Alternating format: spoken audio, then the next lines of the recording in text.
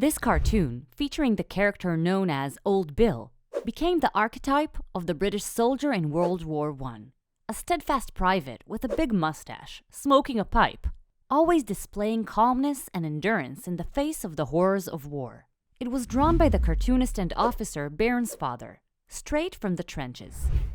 And indeed, the war ended with several impressive victories for the British, including the occupation of Palestine and the end of Ottoman rule, a rule that lasted for 400 years. And where were the Jews in this war? Many of them aided Britain. This support paid off for them. Towards the end of the war, Chaim Weizmann, later to be the first president of the State of Israel, receives a letter from the British Foreign Secretary, Arthur James Balfour. In the letter, a decisive sentence regarding the fate of the Jewish people appears. His Majesty's government view with favor the establishment in Palestine of a national home for the Jewish people. From the mighty Britain, a recognition of the Jewish right to a national home.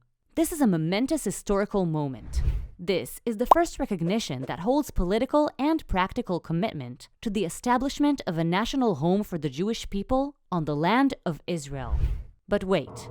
It's important to note that the declaration also committed not to infringe upon the civil and religious rights of the non-Jewish communities in the land.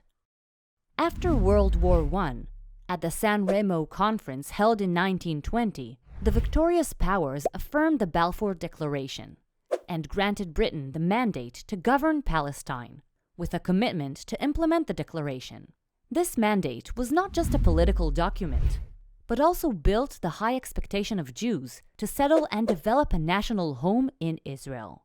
By the way, the official document of the mandate also acknowledged the historical connection of the Jewish people to Israel. In fact, it was the first time in 2,000 years that the world acknowledged the idea of Jewish sovereignty in the land of Israel. And what about the Arabs living in Israel?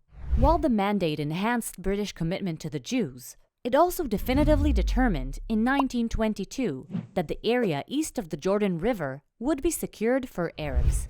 Transjordan became an independent Arab state, with no Jewish settlement area or place for the establishment of a Jewish national home. The area designated for Jews was limited to Western Palestine only. So, in the British decision, everyone got their place. Finally, someone decided how to divide the territory, with a place for establishing a Jewish home and a place for establishing an Arab home.